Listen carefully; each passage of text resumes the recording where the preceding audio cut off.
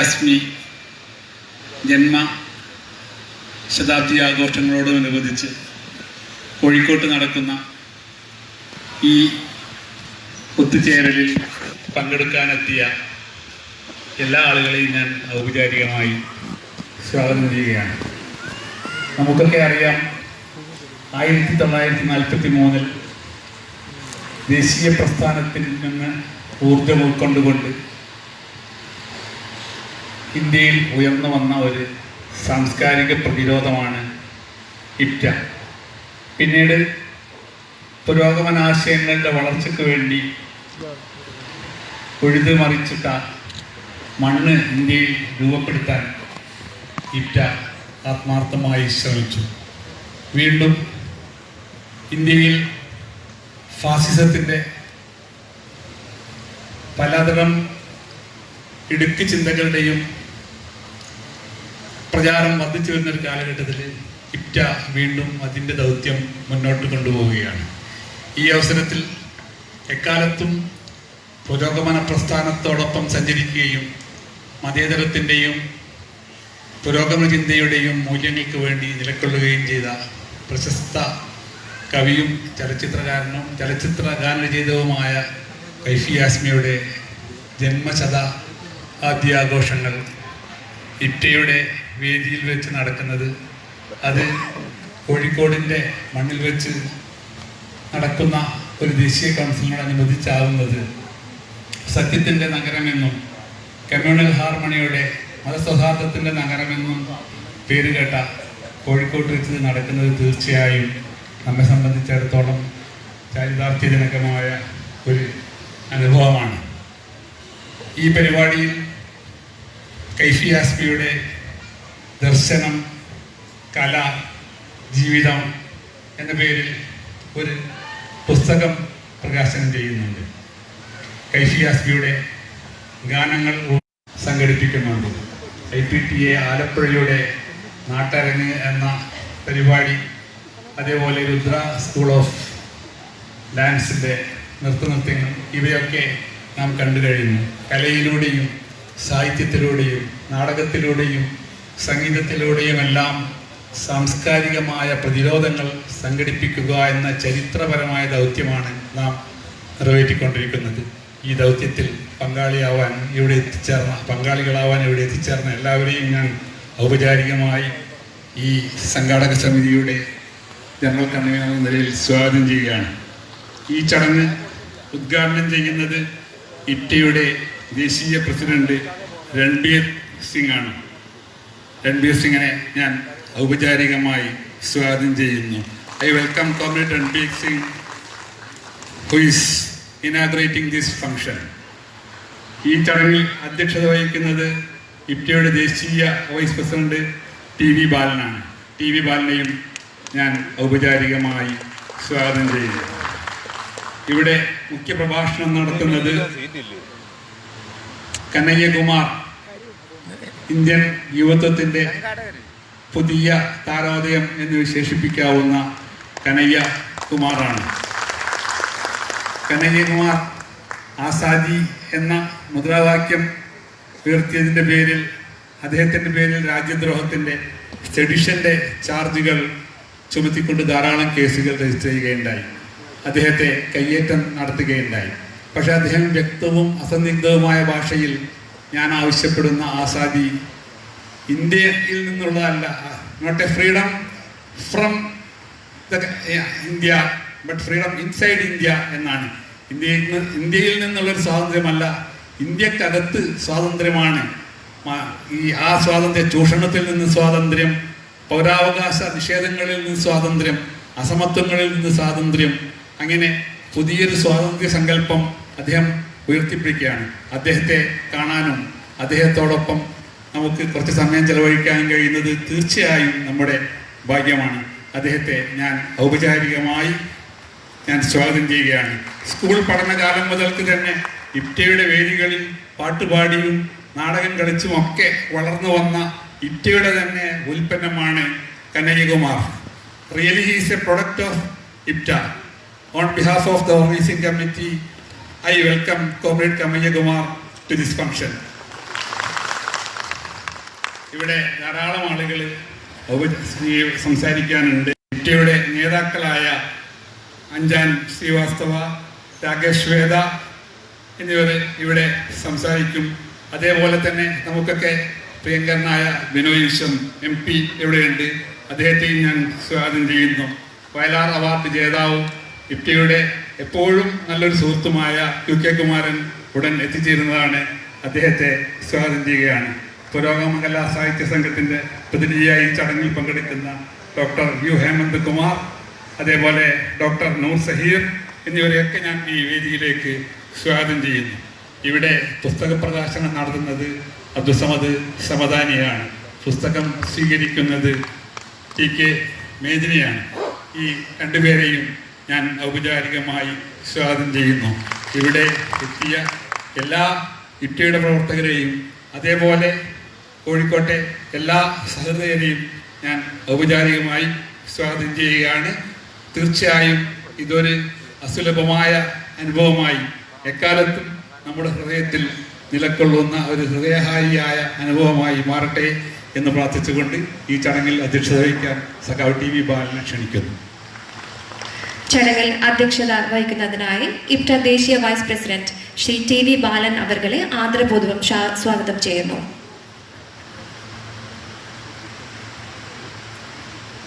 ബഹുമാന്യരെ, ഹൃദ്യമായ സ്വാഗതമാണ് സ്വാഗത സംഘത്തിൻ്റെ ജനറൽ കൺവീനർ കൂടിയായിട്ടുള്ള എഴുത്തുകാരൻ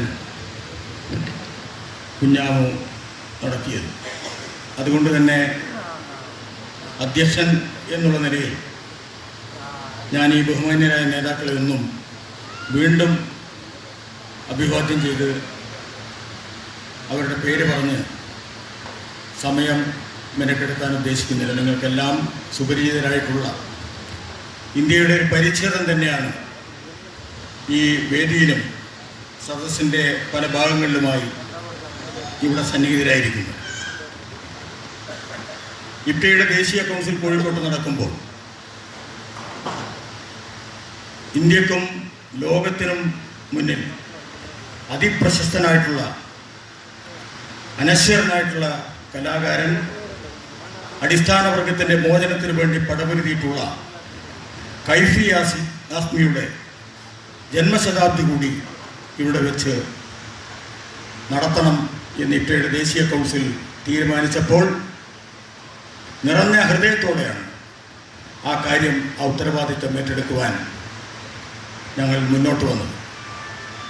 മറ്റൊന്നുമല്ല, പുതിയ തലമുറയ്ക്ക് ആവേശകരമായ അനുഭവങ്ങൾ പുതിയ തലമുറയിലേക്ക് സന്നിവേശിപ്പിച്ച കൈഫി ആസ്മിയുടെ ജീവിതം എപ്പോഴും പാഠമാണ്, അനുഭവമാണ് എന്നതുകൊണ്ട് തന്നെ ഇപ്റ്റയുടെ 75ാം വാർഷികാഘോഷ വേളയിൽ ബീഹാർ കൈഫി ആസ്മിയുടെ മകൾ ഷബിന ആസ്മി സംസാരിച്ചത് 10,000ങ്ങളെ സാക്ഷി നിർത്തിയിട്ടാണ്. അവർ പറഞ്ഞു, നിങ്ങളെല്ലാം ഒരുപക്ഷെ ഇപ്പോൾ എന്നെ അറിയപ്പെടുന്നത് ഉർവശി അവാർഡ് നേടിയിട്ടുള്ള തിരക്കുള്ള ഒരു അഭിനേത്രി എന്നുള്ള നിലയിലാണ്. പക്ഷേ ഞാനിവിടെ നിൽക്കുന്നത് ജീവിതാവസാനം വരെ സെക്യുലറിസത്തിന് വേണ്ടിയും പുരോഗമന ആശയങ്ങൾ ഉയർത്തിപ്പിടിച്ചും വലിയ പോരാളിയായ ഒരു അച്ഛൻ്റെ മകൾ. ഒരൊറ്റ മുറിയിൽ ഞങ്ങളെല്ലാം താമസിച്ചപ്പോൾ ഒരു സൗകര്യമില്ലാത്ത ആ മുറിയിൽ ഓരോ ദിവസവും വന്നു ചേർന്ന അസംഖ്യം ആളുകളുണ്ട്. അവരെല്ലാം വലിയ പോരാളികളായിരുന്നു, സാഹിത്യകാരന്മാരായിരുന്നു, കലാകാരന്മാരായിരുന്നു. ഞങ്ങൾക്കാർക്കും ഒരു ദിവസം പോലും അവിടെ കിടന്നുറങ്ങിയതായിട്ടുള്ള അനുഭവമില്ല. ഇരുന്ന് ബേക്കറികളിൽ പലഹാരങ്ങൾ അട്ടിയിട്ടതുപോലെ അവിടെ ഇരുന്ന് നേരം വെളുക്കുവോളം വർത്തമാനം പറഞ്ഞ അസാമാന്യന്മാരായുള്ള ഒരുപാട് കലാകാരന്മാരുടെയും ദേശസ്നേഹികളുടെയും ചൂടേറ്റ് വളർന്നവളാണ് ഞാൻ. ആ ചൂടാണ് ഞാൻ ഉയർത്തിപ്പിടിക്കുന്നത്. അങ്ങനെയുള്ള ഒരു അച്ഛൻ്റെ മകൻ എന്ന ബഹുമതിയാണ് ഞാൻ ഉയർത്തിപ്പിടിക്കുന്നത് എന്ന് പറഞ്ഞത് വളരെ വികാരപരമായിട്ടുള്ള, അവർക്ക് ഒരുപക്ഷെ അവർ പങ്കെടുക്കുന്ന സദസ്സുകളിലെല്ലാം എത്രയോ ആളുകൾ പങ്കെടുക്കുന്നുണ്ടാകാം. പക്ഷേ അവിടെ ചേർന്നവരെല്ലാം ഒരു വേള അല്പം കണ്ണീർ പൊഴിച്ചിട്ടുണ്ട്. അത് നാം ഉയർത്തിപ്പിടിക്കുന്ന മൂല്യങ്ങളുടെയും പ്രവർത്തനങ്ങളുടെയും ശോഭയാണ്. അതാണ് സൂചിപ്പിക്കുന്നത്. അതുകൊണ്ട് തന്നെയാണ് നമ്മളെല്ലാവരും, പ്രത്യേകിച്ച് ഇപ്റ്റയിൽ പ്രവർത്തിക്കുന്നവർ, വളരെ സോഷ്യൽ കമ്മിറ്റ്മെൻറ്റോടുകൂടി സാംസ്കാരിക പ്രവർത്തനത്തെ നെഞ്ചോട് ചേർത്ത് പിടിക്കുന്നത്. ഇതുപോലെ കൈഫി യാസ്മിയെ പോലെ ഈ വേദിയിൽ ഇന്ന് ഈ സമ്മേളനം ഉദ്ഘാടനം ചെയ്യുന്ന 90-കൾ പിന്നിട്ട രൺബീർ സിംഗ്, ഇപ്റ്റയുടെ അഖിലേന്ത്യാ പ്രസിഡന്റ്. എന്തൊരു ചുറുചുറുക്കുള്ള ദേഹമാണ് അദ്ദേഹം. രൺബീർ സിംഗിനെ പോലെ, MS സത്യുവിനെ പോലെയൊക്കെയുള്ള പ്രായം പിന്നിട്ടിട്ടും നമുക്കെല്ലാം 60 വയസ്സും 70 വയസ്സും ഒക്കെ ആകുമ്പോൾ വലിയ വയസ്സന്മാരായിട്ട് മാറുന്ന അവസ്ഥയിൽ 90-കൾ പിന്നിട്ടിട്ടും 95 പിന്നിട്ടിട്ടാരന്മാരുടെ നിര പുതിയ ആവേശം നമുക്ക് പകർന്നു നൽകുന്നു. രൺബീർ സിംഗിനും അപ്പുറത്തിരിക്കുന്ന രാകേഷ് വേദയും ഇവരെല്ലാം സമർപ്പിത ബോധത്തോടുകൂടി സാംസ്കാരിക പ്രവർത്തനം നടത്തുന്നവരാണ്. അതിന് നാന്ദി എന്നുള്ള നിലയിലാണ് കൈഫി യാസ്മിയെ, അദ്ദേഹത്തിന് ഏറെ പരിചയമുള്ള ഈ കോഴിക്കോട് നഗരത്തിൽ അദ്ദേഹത്തിൻ്റെ ജന്മശതാബ്ദി ആഘോഷ പരിപാടികൾ നടത്തുന്നത്. ഇവിടെ സന്നിഹിതരായിരിക്കുന്ന എല്ലാവർക്കും ഒരിക്കൽ കൂടി ഇപ്റ്റയുടെ അഭിവാദനങ്ങൾ അർപ്പിച്ചുകൊണ്ട് ഈ പരിപാടി വളരെ ഒരുപാട് വർത്തമാനം പറഞ്ഞാലും തീരാത്ത അതിമനോഹരമായി കാവ്യാത്മകമായൊക്കെ സംസാരിക്കുന്ന ഒരുപാട് പേർ ഈ വേദിയിലുണ്ട്. വളരെ ചുരുങ്ങിയ സമയത്തിനുള്ളിൽ അധ്യക്ഷനെ ഇവരെയൊന്നും നിയന്ത്രിക്കാനുള്ള ശാരീരികമായിട്ടുള്ള അവസ്ഥ പോലുമില്ല എന്ന് നിങ്ങൾ മനസ്സിലാക്കുക. അതുകൊണ്ട് തന്നെ ഇതിനോട് സമരസപ്പെട്ടുകൊണ്ട് നമ്മുടെ ആരാധ്യരായിട്ടുള്ള ബഹുമാന്യരായിട്ടുള്ള സുഹൃത്തുക്കൾ അങ്ങനെ പ്രതികരിക്കും എന്ന് അധ്യക്ഷൻ ആത്മാർത്ഥമായി വിശ്വസിക്കുന്നു. ഒരു ഭേദഗതി, അധ്യക്ഷന് ചില അധികാരങ്ങളും അവകാശങ്ങളും ഒക്കെ ഉണ്ട് എന്നാണ് വെപ്പ്. ഇവിടെ ഉദ്ഘാടന പ്രസംഗം കഴിഞ്ഞാലുടനെ ഈ സമിതി അതൊരു പ്രൊഡക്റ്റായി, മലയാളത്തിലാണ് ആ പുസ്തകമെങ്കിലും ഒരു ചരിത്ര സംഭവമായി ഈ കോഴിക്കോട് നഗരത്തിൽ നിന്ന് 216 പേജുകളുള്ള കൈഫി യാസ്മിയെക്കുറിച്ചുള്ള ഒരു പുസ്തകം, ആ പുസ്തകം എഡിറ്റ് ചെയ്തത് അനിൽ മാരാത്താണ്. ഇവിടെ ഇരിക്കുന്ന മിക്ക ആളുകളും, ബിനോയ് വിശ്വവും അബ്ദുൽ സമദ് സംദാനിയും ഉൾപ്പെടെയുള്ള ആളുകളെല്ലാം അവരുടെ അനുഭവങ്ങളും പഠനങ്ങളുമെല്ലാം AP കുഞ്ഞാമും ഉൾപ്പെടെ രേഖപ്പെടുത്തിയ ഒരു പുസ്തകമാണ്. ആ പുസ്തകം കെട്ടിക്കിടക്കാൻ പാടില്ല എന്നുള്ളത് കൊണ്ടാണ് ഈ പരിപാടിയിൽ അല്പം ഭേദഗതി വരുത്തി നിങ്ങളെല്ലാം ആ പുസ്തകം വാങ്ങണം. 225 രൂപ വിലയുള്ള പുസ്തകം 150 രൂപയ്ക്കാണ്, അതിൻ്റെ പ്രൊഡക്ഷൻ കോസ്റ്റിനാണ് ഇന്നിവിടെ നിന്ന് വിതരണം ചെയ്യുന്നത്. നിങ്ങളെല്ലാം 150 രൂപ മുടക്കിക്കൊണ്ട് തന്നെ ആ പുസ്തകം എല്ലാവരും വാങ്ങണം എന്നുള്ള ഒരു അഭ്യർത്ഥന ആദ്യമേ അധ്യക്ഷൻ്റെ വക രേഖപ്പെടുത്തുന്നു. ബഹുമാന്യനായിട്ടുള്ള രൺബീർ സിംഗ് ഉദ്ഘാടന പ്രസംഗം നടത്തിയതിന് ശേഷം കനയ്യകുമാർ സംസാരിക്കുന്നതിന് മുമ്പ് ബഹുമാന്യനായിട്ടുള്ള അബ്ദുൽ സമദ് സമദാനി ഈ പുസ്തകം പ്രകാശനം ചെയ്യും. കനയ്യകുമാറിൻ്റെ പ്രസംഗത്തിന് ശേഷം അദ്ദേഹവും ഇവിടെ പ്രസംഗിക്കും. I invite Comrade Ranbir Singh to inaugurate this function. കൈഫി Yasmi ജന്മദിനാഘോഷം ഉദ്ഘാടനം ചെയ്യുന്നതിനായി ഇപ്റ്റയുടെ ദേശീയ president. Distinguished guests on the stage and friends, there's much to say. Very few words now.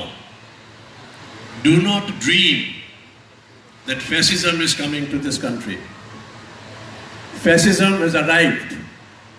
It has taken roots and it is going to bloom. And our duty, the writers, the poets, and above all, the people, have to rise to this occasion and cut the bloom. We have to stand together, unity, Ganga Jamni culture, all that has to be preserved. I have great honor and pleasure to inaugurate this festival, memorial festival, and our great leader, Kaifi Yazmi Sahab. Thank you. IPTA സംസ്ഥാന committee പ്രസിദ്ധീകരിക്കുന്ന Anil Marath edit ചെയ്ത കൈഫി യാസ്മി ജീവിതം ദർശനം കല എന്ന പുസ്തകത്തിന്റെ പ്രകാശനം ഈ ധന്യമായ ചടങ്ങിൽ വെച്ച് നടക്കുന്നു. പുസ്തക പ്രകാശനം ചെയ്യുന്നതിന് വാഗ്മിയും എഴുത്തുകാരനും MP-യുമായിരുന്ന MP അബ്ദുൾ സമദ് സമദാനി അവർകളെ സവിനയം ക്ഷണിക്കുന്നു. പുസ്തകം സ്വീകരിക്കുന്നതിനായി വിപ്ലവ കേരളത്തിന്റെ വാനമ്പാടി PK മേദിനി അമ്മയെയും ക്ഷണിക്കുന്നു.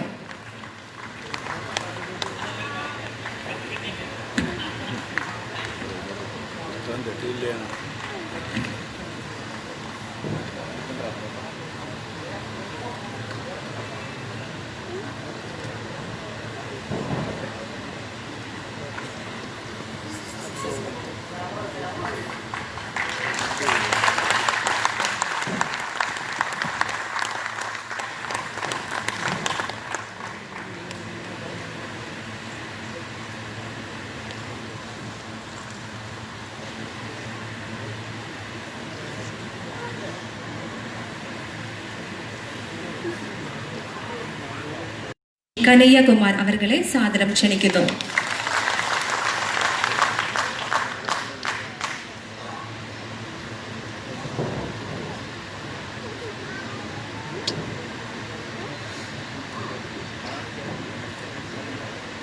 Namaskaram Sagakale.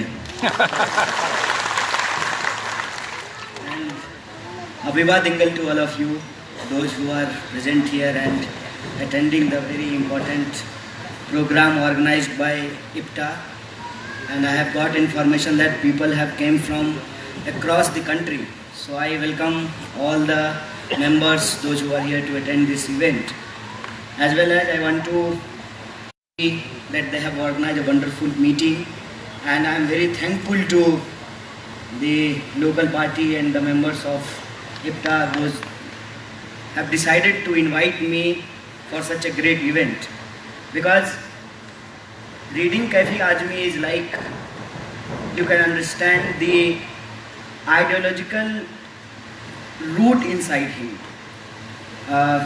It is my fortunate thing, or I had the opportunity to meet the people, those who have got training by the Kaifi Azmi himself. So there are a lot of things to say about him, but I don't want to just make a speech here, because this is the typical behavior of any political activist or leader. Wherever they go, they give their speeches, they deliver their speech only. So what I have decided, because during the introduction and the inauguration of program, people have introduced me as a IPTA member. Yeah, it's true, I was in IPTA, and this is very fortunate moment for me. My director is here, Tanveer Sahab, and he directed a natak. The title was Kabira Khara Bazaar Mein. So I played in that natak as a child artist, and now I have grown enough, did my PhD from JNU, and I am active on another front. I am in ASF, and now I am planning to get leave from there also, because now I am no more a student. I have got my PhD degree, so I am thinking to work with another mass front.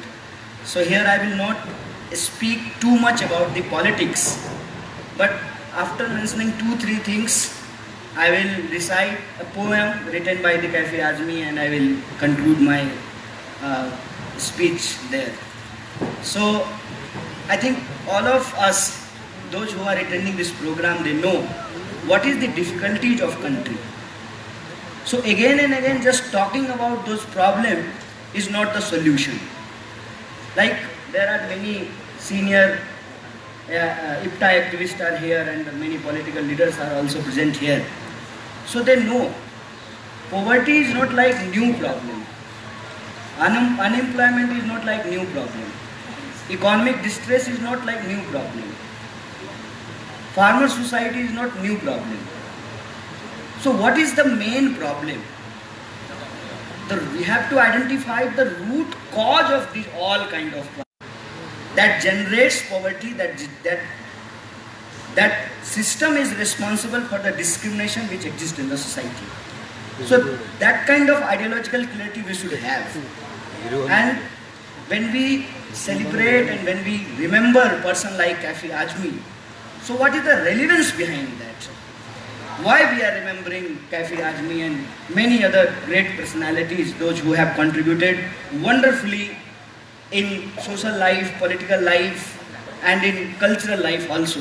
So what is the relevance? The relevance is when we remember a person like Kafi Azmi, we have to understand the difficulties. We have to understand the story of struggles. We have to understand what we are enjoying today. It's not just gift by the ruling class or the regime. There is a deep struggle behind that. Just I am giving 2-3 examples. So earlier it was not right of everyone to vote equally. When there was a British rule, everybody had not the right to vote. But when we got freedom, there is a implementation of constitution, and constitution is completely based on the idea of equality. So either you are man or woman, you are black or white, you are Malayali or Bihari, the value of vote is equal. One person is equal to one vote. And this one political power, this one political right has changed everything in our life. Now number matters. Like maybe some of you know Hindi and read about Harisankar Prasad. He talked about the criticism of democracy. And the title of that satire, that story is Bher and Bhediya. So we got the power to vote, we got the power to elect, we have number, but here the role of Kafi Azmi comes to nurture the human psychology and the common sense conscience of the society. If we are not conscious people, we are not conscious animal, then we will not understand the importance of our political right. And because of the undermining democracy and constitutional principle, now we are facing a regime which is completely based on hatred, and we can call it communal fascist regime. And when we talk about communalism, then we have to understand the role of IPTA.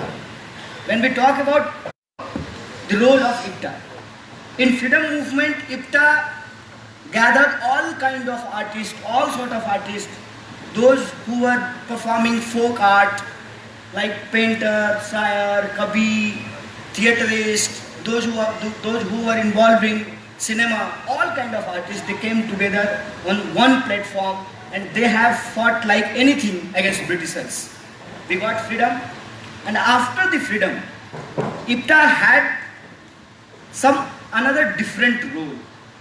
And the role was to identify the loopholes and weaknesses of the system and make it further more better and more just, more equal society. So, communalism is not today's problem only. The root is very much connected with freedom struggle itself. And we know, because of the communalism, because of the Britishers' divide and rule policy, during the freedom movement, there was two kind of separate movement was taking place, which was completely based on communal hatred. And the result we know, in 1947, there was a partition. So, that force, those who were involved in dividing India, now they have captured power. That time they have used the tactics of dividing India. Now they are using the tactics of diverting India. So what is the tactics of diverting India? The tactics is, we will not talk about the basic problem. We'll talk about different things. We will use the impact of visual art, the video, new technology, social media, to divert the attention of common masses from their own basic issues. So if here we are remembering Kafi Azmi, so we have to understand which kind of pain he has suffered when there was a demolition of Babri Masjid. It is not about one masjid. It is not about one religion. It is about how we think the basic fundamental structure of our constitution and its principles, which was based on secularism, which is based on equality, which is based on gender justice and another kind of social justices. But what is the practice? Practice is entirely different. So my point is, if we are remembering Kafi Azmi, we have to relate with his pain and we have to circulate his idea among the general masses. So there are many things to say, but just I want to recite his one poem, Ram ko mila dusra vanvas, and after that I will end my speech.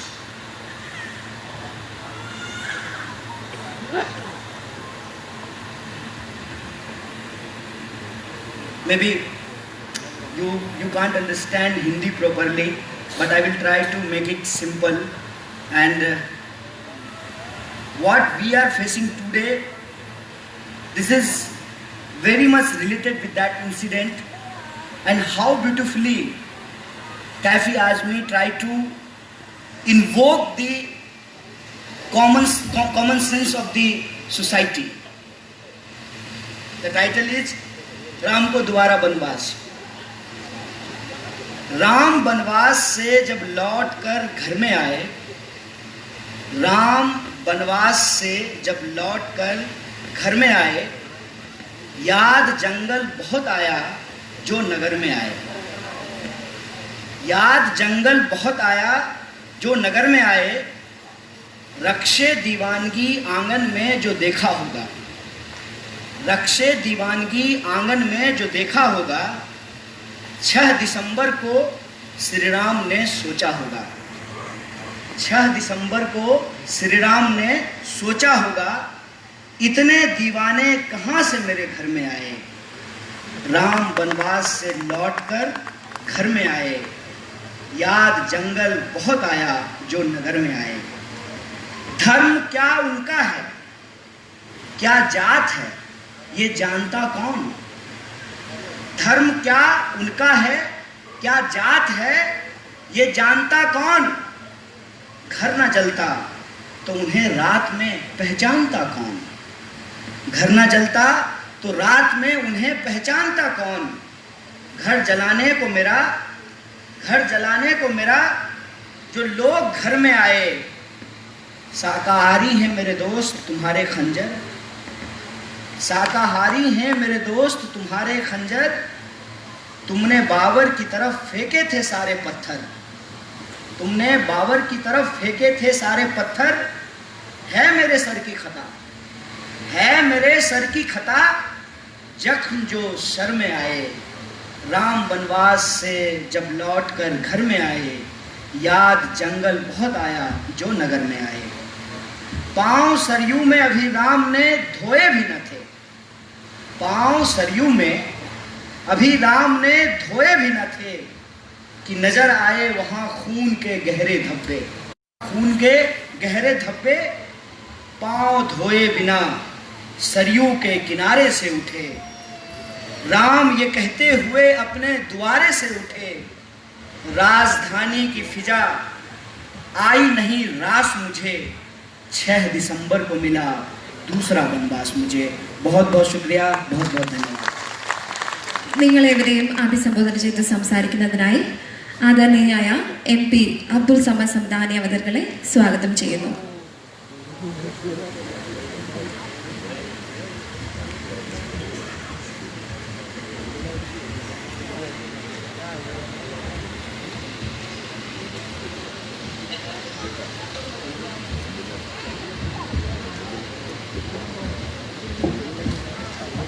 Kozhikode നഗരത്തിന്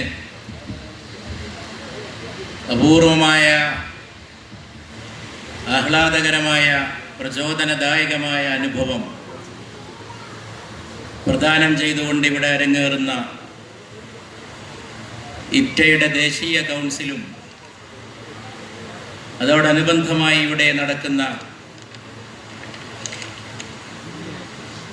മഹാകവി, ധീരനായ കവി, വിപ്ലവ കവി, പോരാളിയും വൈരാഗിയുമായ കവി കൈഫി ആസ്മിയുടെ ജന്മശതാബ്ദിയോടനുബന്ധിച്ച് ഇവിടെ നടക്കുന്ന സമ്മേളനത്തിൽ ആധ്യക്ഷം നിർവഹിച്ചുകൊണ്ടിരിക്കുന്ന ഇപ്റ്റയുടെ വൈസ് പ്രസിഡന്റും എൻ്റെ ചിരകാല സുഹൃത്തുമായ ബാലേട്ടൻ, ഈ മഹത്തായ സമ്മേളനം ഉദ്ഘാടനം ചെയ്തിട്ടുള്ള ആദരണീയനായ ഇപ്റ്റയുടെ പ്രസിഡന്റ് മിസ്റ്റർ രൺബീർ സിംഗ്, എൻ്റെ ബഹുമാന്യ മിത്രം പാർലമെന്റ് അംഗം, കമ്മ്യൂണിസ്റ്റ് പാർട്ടിയുടെ സമുന്നതനായ നേതാവ് പ്രിയപ്പെട്ട ബിനോയ് വിശ്വം, പ്രിയങ്കരനായ ഇന്ത്യയിലെ യുവസമൂഹത്തിന് പുതിയ ആശയും പ്രത്യാശയും ഉണർവും പ്രദാനം ചെയ്ത കനയ്യകുമാർ, വേദിയിലുള്ള ബഹുമാന്യരെ, ഈ പുസ്തകം ഏറ്റുവാങ്ങിയിട്ടുള്ള കേരളത്തിൻ്റെ കലാ ചരിത്രത്തിൽ, കേരളത്തിൻ്റെ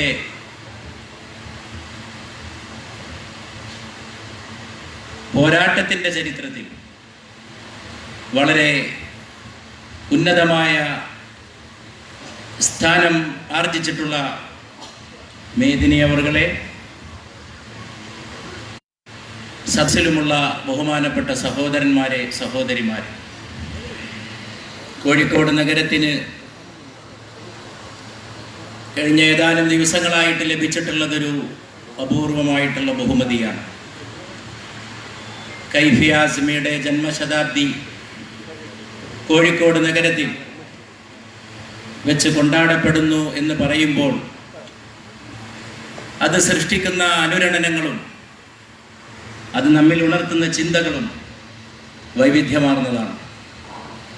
ഇവിടെ ബഹുമാനപ്പെട്ട രൺബീർ സിംഗ് അവർ വളരെ ചുരുങ്ങിയ വാക്കുകളിൽ ഇന്നത്തെ കാലഘട്ടത്തിൻ്റെ പ്രധാനപ്പെട്ട പ്രശ്നത്തെക്കുറിച്ച്, സമസ്യയെക്കുറിച്ച് ഇവിടെ സംസാരിച്ചു. പ്രിയപ്പെട്ട കനയ്യകുമാർ അദ്ദേഹത്തിൻ്റെ പ്രശസ്തമായിട്ടുള്ള ഗാനാലാപനം നിർവഹിക്കുകയും അനന്തരം ഇവിടെ സംസാരിക്കുകയും ചെയ്തു. ഇത്രയും സന്തോഷകരമായിട്ടുള്ള ഈ സന്ദർഭത്തിൽ, വളരെയേറെ ചിന്താബന്ധുരമായിട്ടുള്ള ഈ സന്ദർഭത്തിൽ കൈഫി ആസ്മിയുടെ സ്മരണയിൽ നമുക്ക് ഒരുമിച്ച് കൂടാൻ സാധിക്കുന്നുവെന്നത് വളരെ വളരെ വിലപ്പെട്ട ഒരു കാര്യമാണ്. വളരെ ഗഹനമായ പുസ്തകമാണ് നമ്മുടെ സുഹൃത്ത് പ്രിയപ്പെട്ട അനിൽ മാരാത്തിൻ്റെ നേതൃത്വത്തിൽ പ്രിയപ്പെട്ട കുഞ്ഞാമുവിനെ പോലുള്ളവരുടെ അധ്വാന ഫലമായി, അവരുടെയൊക്കെ പ്രയത്നത്തിൻ്റെ ഫലമായി ഇവിടെ അണിഞ്ഞൊരുങ്ങിയിട്ടുള്ള കൈഫിയുടെ ജീവിതത്തെക്കുറിച്ചും കലയെക്കുറിച്ചും ദർശനത്തെക്കുറിച്ചുമുള്ള പുസ്തകം. മലയാള ഭാഷയിൽ ഇതുപോലൊരു പുസ്തകം ഉണ്ടായി എന്ന് പറയുന്നത് വളരെ അഭിമാനകരമായ കാര്യമാണ്. കൈഫി മലയാളികൾക്ക് അപരിചിതനല്ല. പക്ഷെ അദ്ദേഹത്തിൻ്റെ കവിതയെക്കുറിച്ച് കൂടുതൽ അവബോധം അനിവാര്യമാണ്. ആ അവബോധം സൃഷ്ടിക്കുന്നതിന് ഈ വിലപ്പെട്ട പുസ്തകം സഹായിക്കുമെന്ന കാര്യത്തിൽ സംശയമില്ല. കൈഫി ആസ്മി, ഞാൻ ഓർക്കുകയാണ്, കൈഫിയെക്കുറിച്ച് ഓർക്കുമ്പോൾ നമ്മളൊക്കെ നമ്മുടെ ജീവിതത്തിലേക്ക് തന്നെ കണ്ണോടിച്ചു എന്ന് വരും. നമ്മുടെ കഴിഞ്ഞ കാലത്തേക്ക് രാജ്യത്ത് അങ്ങോളം ഇങ്ങോളവും പുറത്തും മുഴങ്ങിക്കേട്ടിരുന്ന, ഇപ്പോഴും മുഴങ്ങിക്കേൾക്കുന്ന അനശ്വരമായ ഗാനങ്ങൾ, അത് കൈഫി ആസ്മി എഴുതിയതാണെന്നറിയാതെ ആസ്വദിച്ചിട്ടുള്ള ജനലക്ഷങ്ങളിൽ മലയാളികളുണ്ട്. ബഹുമാനപ്പെട്ട അധ്യക്ഷൻ ശ്രീ ബാലൻ, ടി വി ബാലൻ, കോഴിക്കോട്ടെ സാംസ്കാരിക പ്രവർത്തനങ്ങളുടെ വളരെ പ്രധാനപ്പെട്ടൊരു പങ്കാളിയാണ്. അദ്ദേഹത്തിന് അറിയാം, നമുക്കൊക്കെ അറിയത്തെ ഹിന്ദുസ്ഥാനി കാവ്യ പാരമ്പര്യത്തെ നെഞ്ചിലേറ്റിയിട്ടുള്ള പാരമ്പര്യമാണ് കോഴിക്കോടിനുള്ളത്. ഒരു കാലത്ത് ഇന്ത്യയുടെ എക്കാലത്തെയും അഭിമാനമായിട്ടുള്ള ഏറ്റവും വലിയ ഗായകന്മാർ അവർ പാടിയ പ്രധാനപ്പെട്ട പാട്ടുകൾ കൈഫി ആസ്മി എഴുതിയിട്ടുള്ളതാണ് എന്നറിയുന്നത് തന്നെ ഒരു വേള വളരെ അഭിമാനമുളവാക്കുന്ന കാര്യമാണ്.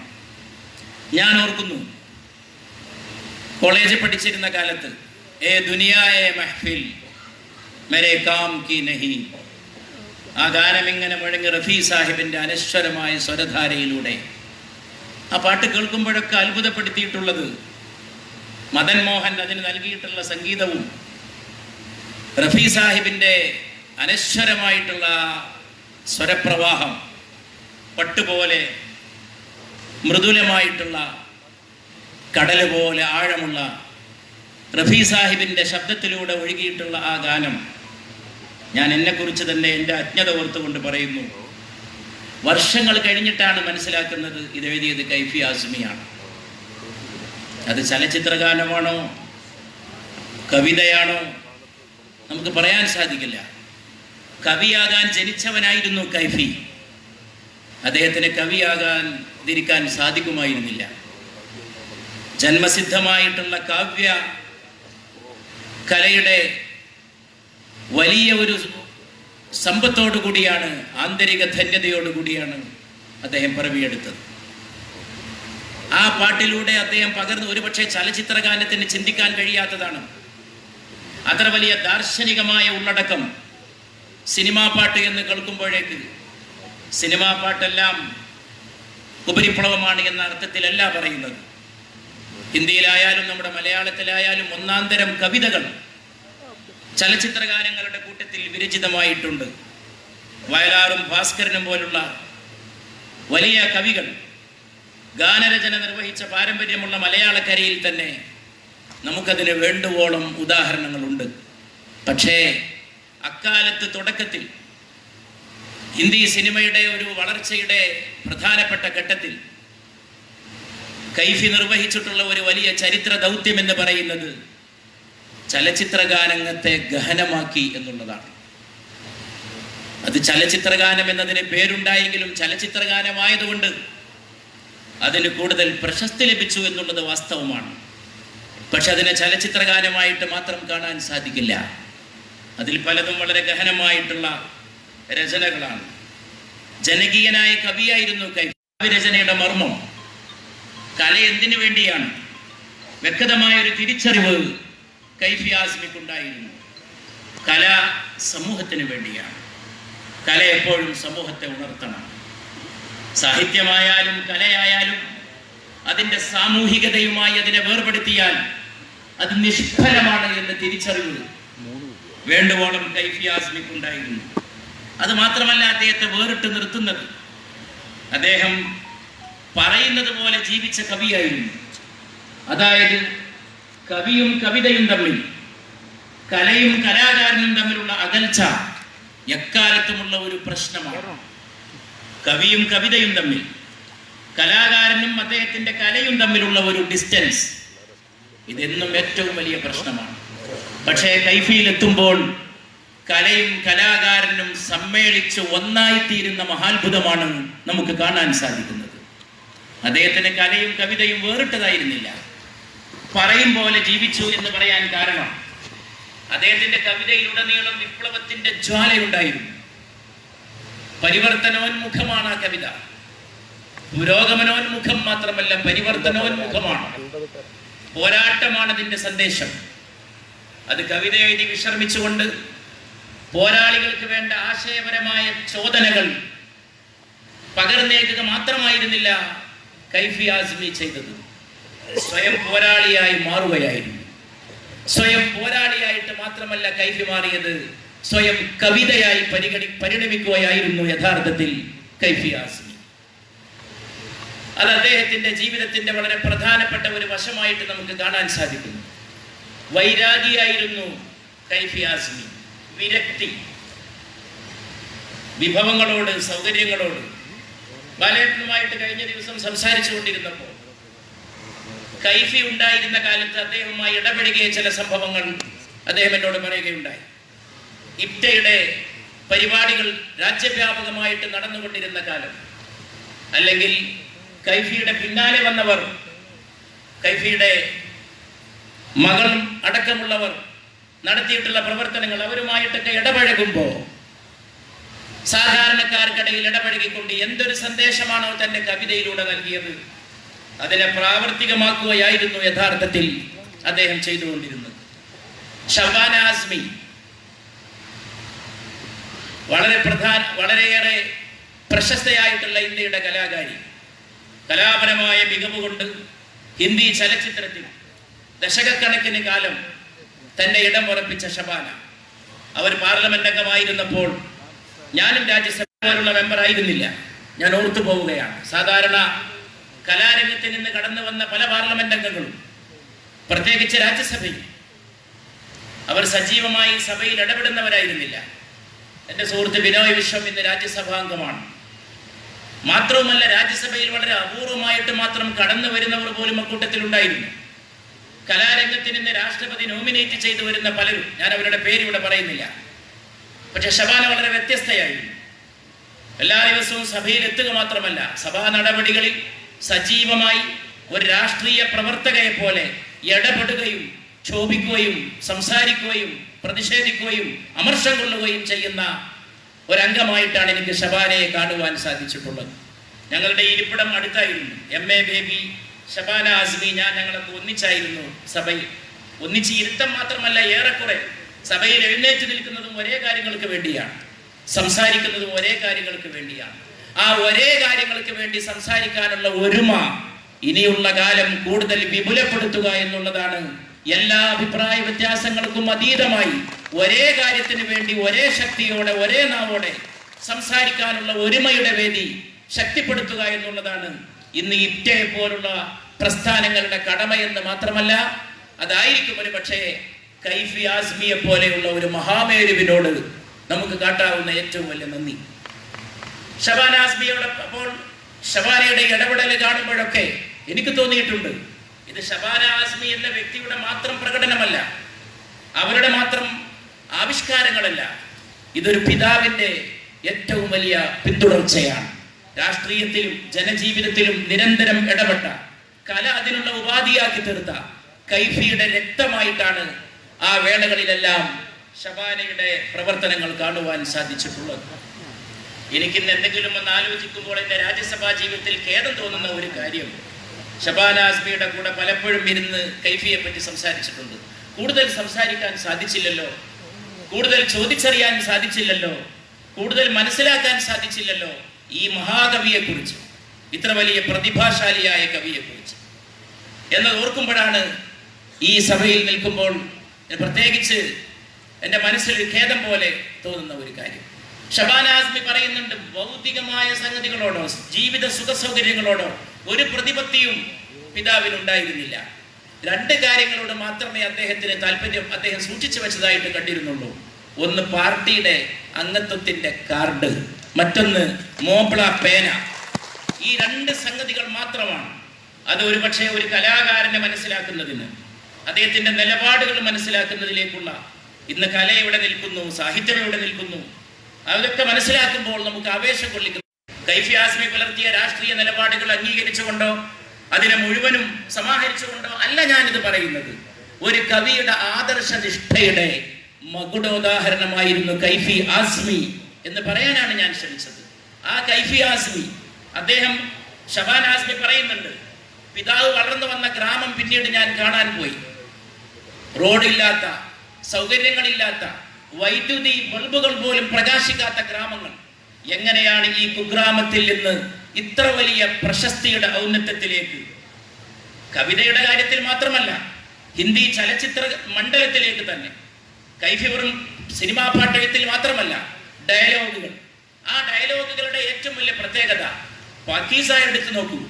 അതുമല്ലെങ്കിൽ അതുപോലെ അന്നത്തെ കാലത്തെ വളരെ പ്രശസ്തമായിട്ടുള്ള സിനിമകൾ, ആ ചലച്ചിത്രങ്ങളുടെ എല്ലാം സംഭാഷണങ്ങൾ എഴുതിയത് കൈഫിയാണ്. അതിലെ ഓരോ സംഭാഷണയും ലക്ഷണമൊത്തൊരു കവിത പോലെ തിളങ്ങി നിൽക്കുന്നു, അല്ലെങ്കിൽ മനുഷ്യ ഹൃദയങ്ങളെ സ്പർശിച്ചു നിൽക്കുന്നു എന്നുള്ളതാണ് അദ്ദേഹത്തിന്റെ തൂലികയുടെ പ്രത്യേകത. അദ്ദേഹം ജനിച്ചത് തന്നെ അങ്ങനെയുള്ള ഒരു കാവ്യസിദ്ധിയോടെയായിരുന്നു. ആഖിർ ശബ് അദ്ദേഹത്തിന്റെ പ്രസിദ്ധമായിട്ടുള്ള കവിതയാണ്. ആഖിർ ശബ് സർമായ ആവാര സജ്ദ നയേ ഗുലിസ്താൻ കൈഫിയാത്ത് തുടങ്ങിയതൊക്കെ അദ്ദേഹത്തിന്റെ സമാഹാരങ്ങളാണ്. വളരെ പ്രശസ്തമായിട്ടുള്ള അദ്ദേഹത്തിന്റെ കവിതയാണ് എൻ്റെ പ്രിയപ്പെട്ട സുഹൃത്ത് കനയ്യകുമാർ ഇവിടെ ആലപിച്ച ദൂസര വനവാസ്, രണ്ടാമത്തെ വനവാസം. ബാബറി മസ്ജിദ് തകർക്കപ്പെട്ടതിനെ തുടർന്ന് വളരെ അതുല്യമായിട്ടുള്ള ഒരു കാവ്യഭാവനയിലൂടെ ശ്രീരാമചന്ദ്രന്റെ സ്വന്തം ചിന്താമണ്ഡലത്തിലൂടെ കവി അവതരിപ്പിക്കുകയാണ് ഈ തകർച്ചയിലൂടെ. അതിലെ അവസാനത്തെ വരി, കനയ്യയുടെ പറഞ്ഞ വരി, ഒരുപക്ഷെ ഈ സദസ്സ് വേണ്ടുപോലെ അത് ആസ്വദിച്ചു എന്ന് തന്നെയാണ് ഞാൻ മനസ്സിലാക്കുന്നത്. അവസാനം ഡിസംബർ 6 ശ്രീരാമൻ ഓർത്തു, എവിടുന്നാണ് ഇത്രയേറെ എൻ്റെ സ്നേഹികൾ പാഞ്ഞു പരന്നു വന്നത് എന്ന് ഓർത്തു എന്ന് പറഞ്ഞുകൊണ്ടാണ് കൈഫി ആസ്മി ആ കവിത ഉപസംഹരിക്കുന്നത്. ഈ കവിത അന്ന് വളരെ കോളിളക്കം ഉണ്ടാക്കിയതാണ്. അങ്ങനെ ജീവിതത്തിൽ, ദേശീയ ജീവിതത്തിൽ, സാമൂഹിക ജീവിതത്തിൽ നിരന്തരം ഇടപെടുകയായിരുന്നു അദ്ദേഹം ചെയ്തുകൊണ്ടിരുന്നത്. അദ്ദേഹത്തിന്റെ പ്രസിദ്ധമായിട്ടുള്ള സിനിമകൾ യഹൂദി കി ബേട്ടി, പഞ്ചാബ് മൈ, ഈദ് കാ ചാന്ദ്, ഉസ്കി കഹാനി, ഹസ്തേ സഖ്മ, സാത് ഹിന്ദുസ്ഥാനി, ഷോല ഔർ ശബ്നം, ബാവർച്ചി, നസീം, റസിയ സുൽത്താൻ, ഇതൊക്കെ അദ്ദേഹം രൂപകൽപ്പന ചെയ്തിട്ടുള്ള സിനിമകളാണ്. പാക്കീസ ഒരു തലമുറയുടെ മനസ്സിൽ നിന്ന് മായാത്ത ഒരു കാവ്യശില്പമാണ് ഒരു പക്ഷേ ഹിന്ദി ചലച്ചിത്രത്തിലെ പാക്കീസ. ആ പാക്കീസയുടെ ഓരോ ഡയലോഗും കൈഫി ആസ്മിയുടെ ഏറ്റവും മനോഹരമായിട്ടുള്ള കവിതയായിട്ടാണ് നമുക്ക് കാണുവാൻ സാധിക്കുന്നത്. മാനവ വേദനകളുടെ കവിയായിരുന്നു അദ്ദേഹം. മനുഷ്യവേദനകളെ ഒപ്പിയെടുത്ത കവിയായിരുന്നു കൈഫി ആസ്മി. ആ മാനവ വേദനകൾ ഒപ്പിയെടുക്കുകയും അത് ആവിഷ്കരിക്കുകയും മനുഷ്യത്വത്തിന്റെ സ്പന്ദം ഉൾക്കൊള്ളുകയും ചെയ്ത കവിയായിരുന്നു. ഒരു കവി എങ്ങനെയാണ് കാലത്തെ അഭിസംബോധന ചെയ്യുന്നത്? ഒരു കവി എങ്ങനെയാണ് തൻ്റെ മനസ്സിന്റെ ജ്വാലകൾ പകർന്നു കൊടുക്കുന്നത്? അദ്ദേഹത്തിന്റെ മുൻഗാമിയായ മറ്റൊരു കവി ഉറുദുവിൽ തന്നെ പറഞ്ഞിട്ടുള്ള പോലെ, ശബേ സുൽമത്ത് മേ मेरे दरमान दे कारवां को निगल के चलूं मैं, शबे जुल्मत में मेरे दरमान दे कारवां को निगल के चलूं मैं, രാത്രിയുടെ ഇരുട്ടിലൂടെ ഞാൻ എൻ്റെ ഒട്ടകക്കൂട്ടത്തെ നയിക്കും. ഈ രീതിയിലുള്ള ഉജ്ജ്വലമായിട്ടുള്ള പ്രഖ്യാപനങ്ങൾ, ആ പ്രഖ്യാപനങ്ങളിലൂടെ സാമൂഹിക മാറ്റത്തിന് വേണ്ടിയുള്ള ദാഹം, ഇന്ത്യയുടെ പാരമ്പര്യം നിലനിർത്തുന്നതിന് വേണ്ടിയുള്ള ദാഹം. ഇന്ത്യയുടെ പാരമ്പര്യം എന്ന് പറയുന്നത് മതേതരത്വമാണ്. ഈ രാജ്യത്തിന്റെ എക്കാലത്തെയും ഏറ്റവും വലിയ പൈതൃകം, തലമുറകളായി കെട്ടിപ്പടുക്കപ്പെട്ടിട്ടുള്ള ഏറ്റവും പ്രധാനപ്പെട്ട രാജ്യത്തിന്റെ ഐക്യവും ബഹുസ്വരതയുമാണ്. ആ ബഹുസ്വരതയുടെ സംരക്ഷണത്തിന് വേണ്ടിയുള്ള പ്രതിജ്ഞ പുതുക്കലാണ് കൈഫിയുടെ സ്മരണയിൽ നിന്ന് നാം കൊളുത്തിയെടുക്കുന്ന ഓരോ ദീപനാളവും എന്നെനിക്ക് പറയാനായിട്ട് തോന്നുകയാണ്. ഇന്ത്യ രാജ്യത്ത് ഇന്ന് ഒറ്റ ഭാഷയെ കുറിച്ച് ചർച്ച നടക്കുമ്പോഴാണ്, ഒറ്റ ഭാഷ, വൺ ലാംഗ്വേജ്, ഒറ്റ ഭാഷ, ആ ചർച്ച നടക്കുമ്പോഴാണ് ഉറുദു മാതൃഭാഷയല്ലാത്ത കോഴിക്കോട് നഗരത്തിൽ ഉറുദു മഹാകവി കൂടിയായിരുന്ന കൈഫി ആസ്മിയുടെ ഈ ശതാബ്ദി കൊണ്ടാടുന്നത് എന്നുള്ളത് കാലത്തിന്റെ ചുവരെടുത്ത് വായിക്കാൻ ഇനിയും മടിക്കുന്നവർക്ക് അത് വായിക്കാൻ സമയമായിരിക്കുന്നു എന്ന് ഓർമ്മപ്പെടുത്താൻ വേണ്ടി കൂടിയാണ്. ഈ ചുവരെഴുത്താണ് വായിക്കേണ്ടത്. ബഹുസ്വരതയാണ്. എല്ലാ ഭാഷകളും ഇന്ത്യക്ക് പ്രധാനമാണ്. ഇന്ത്യ ഒറ്റ ഭാഷ കൊണ്ട് നിർമ്മിതമല്ല, ഒറ്റ മതം കൊണ്ട് നിർമ്മിതമല്ല. ഇന്ത്യ വ്യത്യസ്ത സംസ്കാരങ്ങളുടെ കളിത്തൊട്ടിലാണ്. ഇവിടേക്ക് പലതും വന്നു. മറ്റൊരു തറക്കി പസന്ത് അദബി തഹരീഖ് എന്ന് ഉറുദുവിൽ പറയുന്ന പുരോഗമന സാഹിത്യ പ്രസ്ഥാനം, തറക്കി പസന്ത് അദബി തഹരീഖ്, ഈ പുരോഗമന സാഹിത്യ പ്രസ്ഥാനം പ്രേംചന്ദ് ആയാലും മുൽക്കരാജ് ആനന്ദ് ആയാലും കൈഫി ആസ്മി ആയാലും മജ്റൂർ സുൽത്താൻപുരി ആയാലും അലി സർദാർ ജാഫറി ആയിരുന്നാലും ഇവരൊക്കെ പടുത്തു, സജ്ജാദ് സഹീർ ആയിരുന്നാലും ഇവരൊക്കെ പടുത്തുയർത്തിയ സജ്ജാദ് സഹീറിന്റെ പുത്രി നമ്മുടെ വേദിയിലുള്ള കാര്യം ഞാൻ അറിഞ്ഞില്ല. ഞാൻ അവരെ ഈ സദസ്സിന്റെ പേരിൽ, കോഴിക്കോടിന്റെ പേരിൽ അഭിവാദ്യം ചെയ്തു വന്നത്.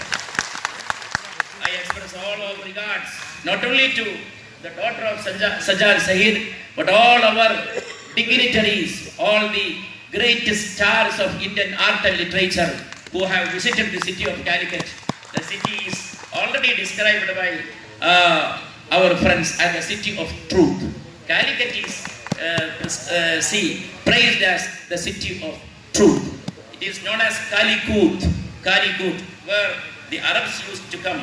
From there was no fight, all languages came together, cultures came together, just like our Firak Gorakhpuri, another great artist, another great poet, of the progressive literary movement of India, Firaq Gorakhpuri once noticed that Hindustan के अक़वाम आलम के फिराक काफिले आते गए बसते गए हिंदुस्तान बनता गया ഫിറാഖ് ഗോരഖ്പുരിയുടെ കവിതയാണ്. അദ്ദേഹവും നിങ്ങളുടെ കമ്മ്യൂണിസ്റ്റുകാരനായിരുന്നു. അദ്ദേഹം പുരോഗമന സാഹിത്യ പ്രസ്ഥാനത്തിന്റെ വലിയ നേതാവായിരുന്നു. അഖ്വാമ ആലം കെ എ ഫിറാഖ്, ലോക ജനതയുടെ ഏ ഫിറാഖ്, പ്രിയപ്പെട്ട ഫിറാഖ്. കവിയെ തന്നെ അഭിസംബോധന ചെയ്തുകൊണ്ട് പറഞ്ഞിട്ടുള്ളതാണ്. എനിക്ക് പലപ്പോഴും തോന്നിയിട്ടുണ്ട്, ഇന്ത്യയുടെ ചരിത്രവും സംസ്കാരവും 2 വരിയിൽ ഒതുക്കി വെച്ചിട്ടുള്ളതാണ് ഈ കവിത. ഏ ഫിറാഖ്, ലോക സംസ്കാരങ്ങളുടെ ഒട്ടക സംഘങ്ങൾ, യാത്രാ സംഘങ്ങൾ ഇന്ത്യയിലേക്ക് വന്നുകൊണ്ടേയിരുന്നു, പാർത്തുകൊണ്ടേയിരുന്നു. ഇന്ത്യ നിർമ്മിക്കപ്പെട്ടുകൊണ്ടേയിരുന്നു. ബസ്തേഗയെ ഹിന്ദുസ്ഥാൻ ബൻതാ ഗയാ. ഈ ചരിത്രത്തെ മാറ്റിമറിക്കാൻ ആർക്കും സാധിക്കാത്ത വിധം ഇവിടുത്തെ ഭാഷയിൽ, കലയിൽ, സാഹിത്യത്തിൽ, ജീവിതത്തിൽ ബഹുസ്വരത അലിഞ്ഞു ചേർന്ന് കിടക്കുകയാണ്. ആ ബഹുസ്വരതയാണ് നമുക്കിന്ന് സംരക്ഷിക്കുവാനുള്ളത്. എത്രയെത്ര ഭാഷകൾ, അതിനിടയിലാണ് ഒരു ഭാഷ എന്ന ചർച്ച. അത്തരം ചർച്ചകൾക്ക് പകരം ബഹുത്വത്തെ പുൽകാനുള്ളതായ വാസന അതിനെ നമുക്ക് വളർത്തിയെടുക്കുവാൻ സാധിക്കുമാറാകട്ടെ എന്ന് ആശംസിച്ചുകൊണ്ട്, എല്ലാ അനുമോദനങ്ങളും അർപ്പിച്ചുകൊണ്ട് ഞാൻ കൈഫിയുടെ ഒരു കവിത ഇവിടെ വെച്ചുകൊണ്ടാണ് എൻ്റെ എളിയ ഈ സംസാരം അവസാനിപ്പിക്കുന്നത്. With your permission, I may present a poem written by Kaifi Azmi. ഈ കവിതയുടെ ഒരു ചരിത്രം അത്ഭുതകരമാണ്. 11ാമത്തെ വയസ്സിലാണ് കൈഫി ഇത് എഴുതുന്നത്. 11ാമത്തെ വയസ്സിൽ 11ാമത്തെ വയസ്സിൽ കുടുംബത്തിലിരുന്ന മുതിർന്ന ആളുകൾ ഇങ്ങനെ കവിത ചർച്ച ചെയ്യുമ്പോൾ ഹിന്ദുസ്ഥാനി സാഹിത്യ പാരമ്പര്യം കുടുംബങ്ങളിൽ പോലും വളരെ വലിയ സ്വാധീനം ചെലുത്തിയിട്ടുള്ളതാണ്. ഡൽഹിയിൽ റിക്ഷ വലിക്കുന്ന തൊഴിലാളി പോലും പാടുന്ന സാധനമാണ് ഗസൽ എന്ന് പറയുന്നത്. ജനകീയമാണതിൻ്റെ വേരുകളകിലും. 11ാമത്തെ വയസ്സിൽ ഈ കവിത എഴുതിയ കുട്ടി വലിയ സാഹിത്യം ചർച്ച ചെയ്ത് കവിത ഇങ്ങനെ ഓരോ കവിതകളുടെ ഈരടികൾ ചൊല്ലി ആസ്വദിക്കുന്ന കുടുംബത്തിലെ മുതിർന്നവരുടെ അടുക്കൽ പോയിട്ട് ഈ വരി ചൊല്ലി, ഒരു വരി ചൊല്ലി. ഉടൻ തന്നെ കുടുംബത്തിലെ മുതിർന്നവരെല്ലാം 11കാരനായ കവിയോട് ചോദിച്ചു, മുതിർന്നവരെഴുതിയ കവിത മോഷ്ടിക്കുക ഈ ചെറിയ പ്രായത്തിലാണോ ഇത്?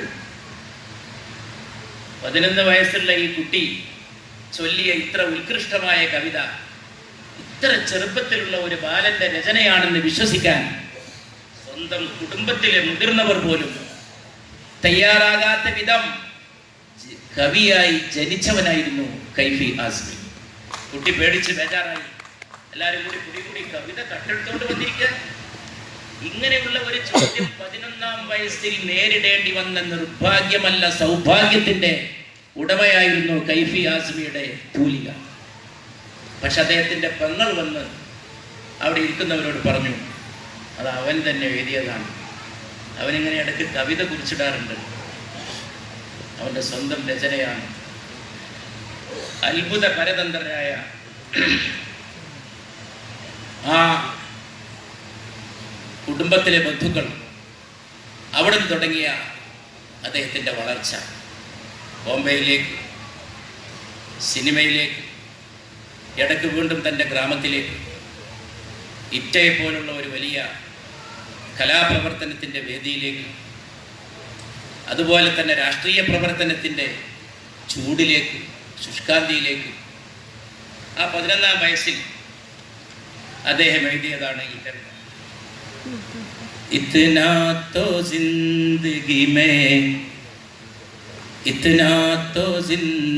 മേ കിസി കി ഖലൽ പടേ, ഇത്നാ തോ ജിന്ദഗി മേ കിസി കി ഖലൽ പടേ, ഹസ്നെ സെ ഹോ സുകൂൻ न रोने से कल पड़े, हंसने से हो सुकून न रोने से कल पड़े. ഇത്രയെങ്കിലും ജീവിതത്തിൽ ആരും കരുതിയിരിക്കണം. 11 വയസ്സുള്ള ഒരു ബാലൻ ജീവിതത്തിൻ്റെ ദർശനം എത്ര മനോഹരമായിട്ടുള്ള ആശയത്തിൻ്റെ പാത്രത്തിലാണ് വിളമ്പുന്നത്. ഇത്രയെങ്കിലും ജീവിതത്തിൽ ആരും കരുതിയിരിക്കണം. ചിരിയിലൂടെയാണ് സമാധാനം ലഭിക്കുക, രോദനത്തിലൂടെയല്ല. ഇത്നാ തോ ജിന്ദഗി മേ കിസി കി ഖലൽ പടേ हंसने से हो सुकून न रोने से कल पड़े जिस तरह हंस रहा हूँ मैं पी पी के अश्क गम जिस तरह हंस रहा हूँ मैं गम यूं दूसरा हंसे तो यूं दूसरा हंसे तो कलेजा निकल पड़े यूं दूसरा हंसे तो कलेजा निकल पड़े.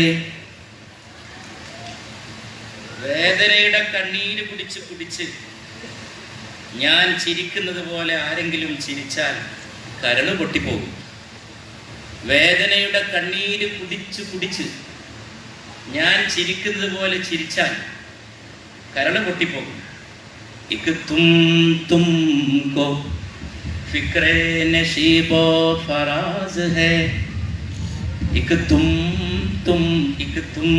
തുംകോ ഫിക്രെ നശീബേ ഫറാസ് ഹേ ഇക്ക് ഹം ചൽ പടേ തോ ബഹർഹാൽ ചൽ പടേ ഇക്ക് ഹം ചൽ പടേ തോ बहरहाल चल पड़े मुद्दत के बाद उसी ने जो की लुत्फ की निगाह मुद्दत के बाद उसने जो की लुत्फ की निगाह जी खुश तो हो गया मगर जो जी खुश तो हो गया मगर आंसू निकल पड़े जी खुश तो हो गया मगर ആസൂ നികൽ പടേ.